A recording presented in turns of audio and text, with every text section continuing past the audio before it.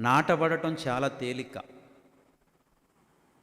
నాటబడటం అంటే రక్షణ పొందటం, మారు మనసు పొందటం, పాపక్షమాపణ పొందటం, యేసుక్రీస్తు నామములో బాప్తిసం పొందటం చాలా తేలిక. ఒక మొక్కను ఇలా తవ్వి నాటినంత ఈజీ. రక్షణ పొందడం అంత తేలికేం కాదు. అయితే ఎదగటం అనే కార్యం కాడికి వచ్చేసరికి నాటబడటం చాలా తేలిక. మాట అర్థమవుతుంది కదా? గనుక దేవుని మందిరములో నాటబడిన ప్రతి వ్యక్తి,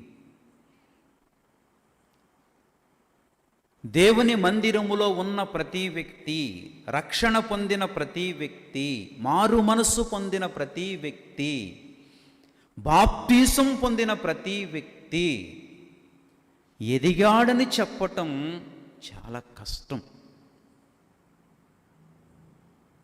అది ఎదిగాడని చెప్పడం చాలా కష్టం. ఎందుకు అంటే భక్త దావీదు చెప్పాడు 144లో, మా కుమారులు తమ యవ్వన కాలమందు ఎదిగిన మొక్కల వలె ఎదిగిన